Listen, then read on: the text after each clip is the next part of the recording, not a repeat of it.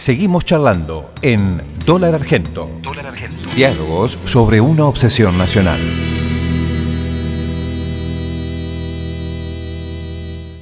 ¿Y esto tiene que ver con el terror financiero, con lo que se puede decir terror financiero?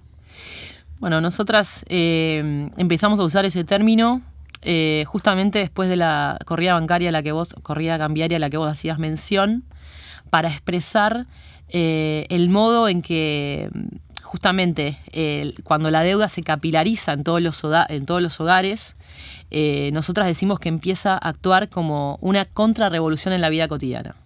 Diciendo que lo que hay en un hogar endeudado, una mujer endeudada, es un deseo de estabilidad a cualquier costo, una confiscación, nosotros decimos una confiscación del deseo de transformación, y justamente esta posibilidad de lo que nosotros decimos de cómo las finanzas, las corridas, pero digamos el mundo financiero en general, cómo se nutre de mecanismos de chantaje que lo que hacen es generar terror en la vida cotidiana, ¿no? Y ese terror después se traduce justamente en desmovilización, atomización, digamos, produce un tipo de disciplinamiento particular. Digamos, hay que dejar de ver al mundo de lo financiero únicamente como un intercambio de flujos de dinero, y también pensar cómo exigen cierto disciplinamiento sobre los cuerpos, ¿no? Uh-huh. Ustedes hablan algo así como una estructura de obediencia, ¿verdad? Exacto. Uh-huh.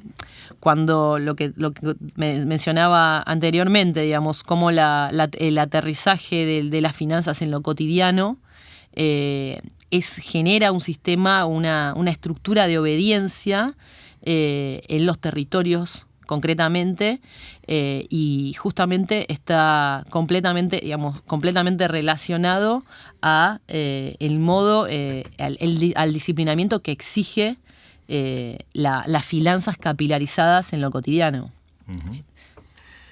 ¿Qué tiene que ver la deuda como economía de obediencia con la crisis de la economía heteropatriarcal? Otra idea, otro concepto que ustedes plantean. Mira, lo que nosotras venimos haciendo es también desarrollando una serie de conceptos que surgen, como te decía anteriormente, de la investigación y a la vez de la práctica política. Y nosotras venimos diciendo que hay que pensar en una idea de economía, por ejemplo, en una idea de economía ampliada. Es decir, hay que pensar cómo la economía también es una cierta pedagogía sobre la sensibilidad, justamente sobre las gestualidades, y que, por ejemplo, y que exige justamente el disciplinamiento y la subordinación de ciertos cuerpos. Y entonces nosotros, por ejemplo, cuando se habló de Pacto de Caballeros, nos quedó muy patente cómo esta economía neoliberal está justamente asentada en una serie de mecanismos patriarcales, como por ejemplo la privatización de la discusión en 2 o 3 tipos que van a hacer un acuerdo informal de precios, o sea, en 2 o 3 multinacionales que se reúnen con el gobierno, y eso a nivel... Eso es un nivel, digamos, es un nivel muy extremo, digamos, estamos hablando de un acuerdo del gobierno que llamó Pacto de Caballeros, pero nosotras lo que venimos desarrollando es cómo el sistema económico está asentado sobre ciertas desigualdades de género de las que se extrae más valor, digamos, sobre ese diferencial, sobre esa diferencia, el capitalismo extrae más valor. Entonces, creo que la puesta en relación de economías de la obediencia con justamente la idea de una economía heteropatriarcal es muy pertinente en ese sentido. Empezar a ver de qué mecanismos o de qué formas de organización política se nutre este sistema neoliberal. Uh-huh. ¿Y cómo se desobedece a las finanzas? ¿Cómo se saca del closet a la deuda? Bueno, en el libro lo dejamos más planteado como pregunta, ¿no? Uh-huh. Sin embargo, hacemos un archivo del no pago, lo incluimos, buscamos ciertas experiencias alrededor del mundo de colectivos que se organizaron para pensar cómo sería desobedecer la deuda. Hay algunos casos muy paradigmáticos, como fue Occupy Wall Street, donde hicieron un manual para desobedecer la deuda.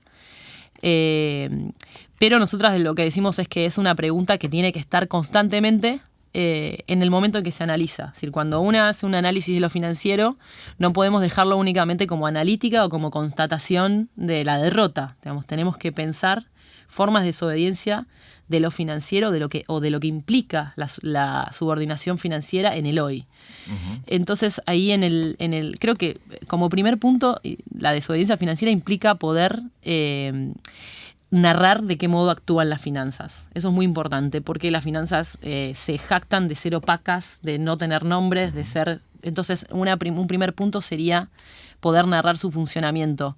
Y después, ahí en el libro contamos, por ejemplo, una experiencia de mujeres de Lugano, de una asamblea de mujeres de Lugano, de migrantes, que se organizaron, o sea, que se vienen organizando con una práctica ancestral que se llama Pasanacu, que consiste en justamente armar un grupo de personas donde un mes le toca a todos ponen un cierto dinero y un mes le toca a cada una, pero nos contaban cómo eso hoy lo estaban utilizando para desendeudarse. Entonces, una de las que está más endeudadas, ese mes, todas ponen para desendeudarla.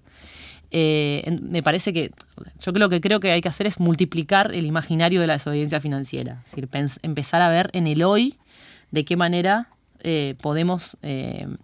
por lo menos por momentos, desacoplarnos a la reproducción de la mediación financiera constante de nuestras relaciones sociales.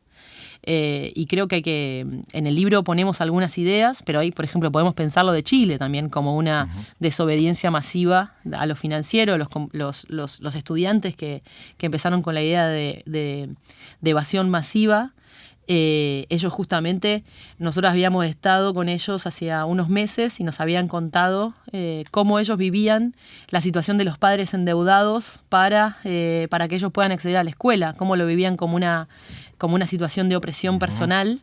Y ya se estaba como caldeando esta idea de empezar a ver formas de justamente de salir de los mandatos que exige la producción de sujetos endeudados y endeudadas. Entonces creo que hay que empezar a multiplicar el imaginario de la desobediencia, que no alcanza con la consigna no al FMI, que hay que abrirla más, porque no solamente se puede delegar eso en una negociación, una renegociación o una negociación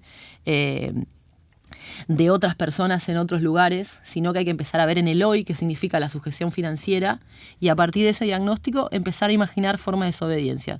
Hay también algunas discusiones hoy sobre monedas sociales, sobre cómo hacer para justamente separar en los territorios concretos los intercambios del mecanismo de chantaje permanente de la inflación en las monedas.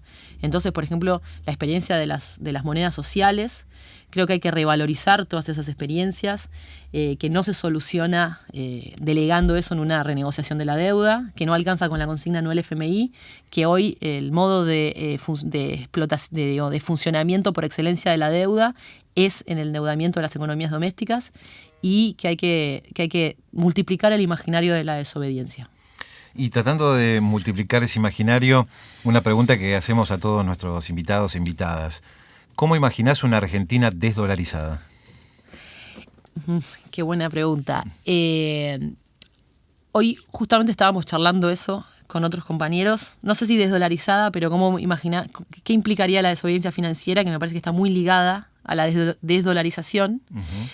En el sentido de como de una fuga de ciertos mecanismos que nos vuelven nos vuelven a encontrar con los mismos problemas, ¿no? Restricción externa y fuga de capitales, endeudamiento. Yo creo que no tengo las recetas, pero yo creo que cualquier estrategia de desdolarización o de desendeudamiento implica una estrategia que excede el marco del Estado-Nación. Eso me parece clave, tener una perspectiva internacionalista. En su momento fue la UNASUR, que se hablaba de tener un banco de Latinoamérica, que se empezaba a hablar de comerciar en monedas alternativas. Creo que hay que retomar eso justamente en una perspectiva regional, internacional, y me parece que tiene que ver mucho, pero también con esto que le decía, empezar a cuestionar prácticas en la vida cotidiana también, digamos, de formas de desengancharnos, de desobedecer formas de sujeción a los mecanismos de consumo, a los mecanismos de de endeudamiento. Me parece que todo es, sin las dos facetas, no es posible desdolarizarse. Gracias, Lucy, por haber venido. No, por favor, muchas gracias por la invitación.